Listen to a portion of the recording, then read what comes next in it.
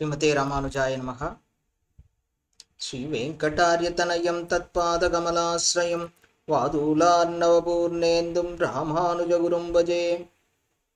சுவாமி எம்பெருமானாரும் சுவாமி முதலியாண்டானும் அப்படின்னு பார்த்துட்டு வரும்போது, சுவாமி முதலியாண்டானுடைய ஆத்ம குணபூர்த்தி, எப்படி அவர் குணத்தில் சிறந்தவராக இருந்தார். அதனால தானே அந்த குணத்தினை கொண்டுதான் மருமகனாயிருந்தாலும் அந்த உறவு முறை தொடர்கிறது.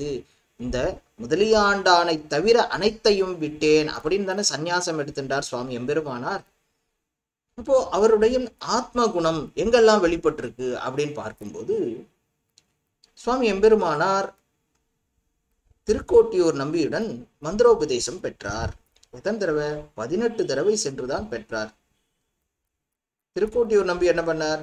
சிஷ்யன் மிகவும் உயர்ந்த அர்த்தத்தை பெற அருகதை உள்ளவனா, அவனுக்கு இதை பெறுவதற்குண்டான ஆழ்ந்த ஞானம் இருக்கிறதா, அதை பெற்று அந்த அர்த்தத்தை வாழ்க்கையில கடைபிடிக்க கூடியவனா, இதுதான் எனக்கு பயன் கொடுக்க போறதுன்னு அந்த திடமான நம்பிக்கை இருக்கா, அவன்கிட்ட அந்த நம்பிக்கை, இதை தவிர இதை பெறாம நான் விடவே மாட்டேன் அப்படிங்கிற அந்த தரிக்க இயலாதுன்ற அந்த இயல்பு இருக்கா, இப்படிங்கிறதுலாம் பரீட்சை பண்ணி பார்த்துட்டு தான் கொடுக்கணும், திருமந்திர அர்த்தத்தை கொடுக்கணும் அப்படின்றது இருக்கு.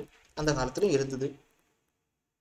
அதைத்தான் திருக்கோட்டியூர் நம்பியும் அதை பரீட்சை பண்ணி தான் கொடுத்தார். யாருக்கு? சுவாமி ராமானுஜருக்கு கொடுக்கும் போதே அதை அந்த பரீட்சை 18 தடவை பரீட்சை பண்ணி கொடுத்தார். 6000 படி குரு பரம்பரா பிரபாவத்துல அந்த சரித்திரம் இந்த சரித்திரம் அழகாக சொல்லப்பட்டிருக்கு. சுவாமி எம்பெருமானார் அவதார புருஷர், திருக்கோட்டியூர் நம்பிக்கை தெரியும். அது இல்லாம வரதராஜர் வரம் தரக்கூடிய அந்த தேவப்பெருமாள் தான் இவருக்கு திருமந்திரார்த்தத்தை பெரிய நம்பி கொடுக்கணும் அப்படின்னு சொல்லியிருக்கார். இப்படி இருக்கும்போது இத்தனை பரீட்சை தேவையா அப்படின்னு பார்க்கறது. இருந்தாலும் அந்த மந்திரத்திற்குள்ள அந்த உயர்வு, அதை தான் பார்த்து திருக்கோட்டியூர் நம்பி அந்த பரீட்சையினை செய்துள்ளார் அப்படிங்கிறதும் நமக்கு தெரிய வருது.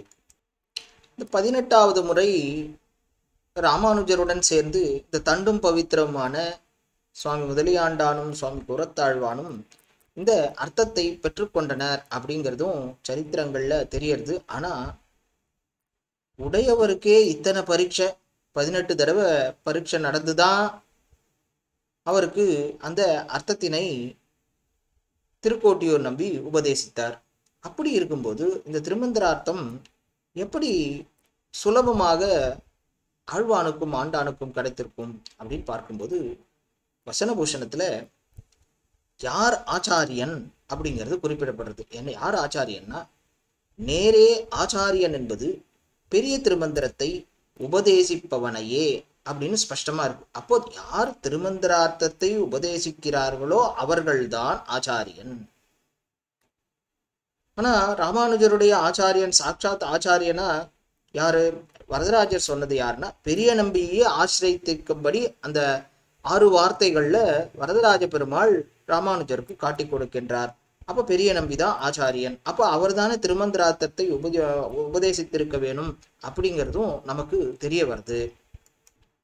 பொய்யில்லாத மணவாள மாமுனி, அதாவது பொய்யில்லாதவர், பிரமாணங்களில் சிறிதும் வழுவாத நம்முடைய சுவாமி மணவாள மாமுனிகளுடைய அந்த முமுட்சுப்படி வியாக்கியானத்திலிருந்து தான் இதுக்கு சரியான பொருளையே நம்மால கண்டுகொள்ள முடியறது. என்னன்னா, அந்த வியாக்கியானங்கள் சர்மஸ்லோகத்தின் பிரகரணத்தின அவதாரிகையில் உடையவர் சர்மஸ்லோக அர்த்தத்தினை உபதேசமாக பெரும் பொருட்டே திருக்கோட்டியூருக்கு 18 முறை எழுந்தருளினார் அப்படிங்கிறத ஸ்பஷ்டமா சுவாமி மணவாள மாமுனிகள் இங்கு சொல்றார். அப்போ இங்கு ஆண்டான் ஆழ்வான் அப்படி அவளோட அந்த பிரஸ்தாபத்தை பத்தியே சொல்லல. ஆனா 6000 படியில இவர்களுக்கு சர்மஸ்லோகார்த்தம் கிடைத்தது அப்படின்னு வேற விதமா சொல்லப்படுறது. மேலும் புறத்தாழ்வானுக்கு இந்த சர்மஸ்லோகம் சொல்லணும் அப்படின்னு சுவாமி எம்பெருமானார் நம்பியிடம் கேட்டபோது அவரை 1 ஆண்டு பலவிதமான கைங்கரியங்களில் ஈடுபடுத்தி அதன் பிறகு உபதேசிக்கும்படி நம்பி கூறியதாக சொல்லப்படுறது.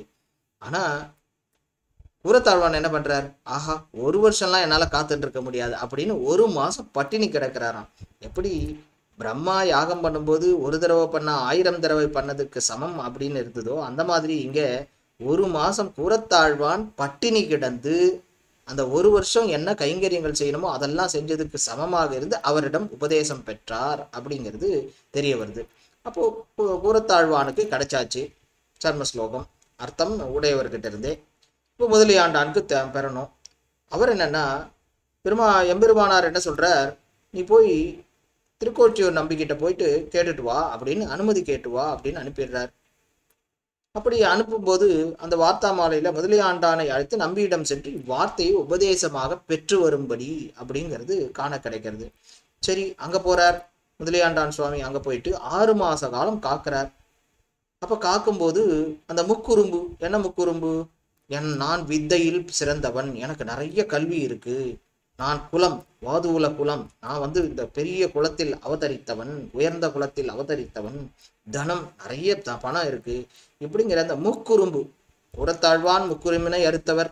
அந்த மாதிரி சுவாமி முதலியாண்டானும் முக்குறும்பு அந்த அந்த 6 மாத காலத்துல அந்த முக்குறும்பையும் அறுத்து அந்த எதுவுமே இல்லாத மாதிரி பண்ணி, உங்களுடைய எப்போ உன்னோட அந்த முக்குறும்பும் தொலைந்து விட்டதோ சுவாமி எம்பெருமானாரே, அதாவது உமது ஆச்சாரியரே உபதேசிப்பார் அப்படின்னு திருப்பி அனுப்பிச்சு விடுறார் திருக்கோட்டியூர் நம்பி.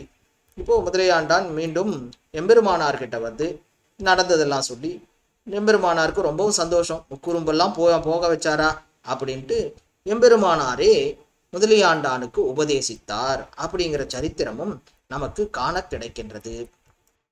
இந்த நிகழ்ச்சிக்கு பிறகுதான் எம்பெருமானார் சொன்னாராம், ஆஹா இப்பதான் எனக்கு தண்டும் பவித்திரமும் கை புகுந்தது. அப்படின்னா என்ன, என்னோட கைக்குள்ள எது வந்தது, தண்டும் பவித்திரமும் இப்பதான் உள்ள புகுந்தது, 2 பேருக்கும் அந்த ரகசியார்த்தங்களை உபதேசித்த பிறகு புகுந்தது அப்படின்னு சொல்றார்.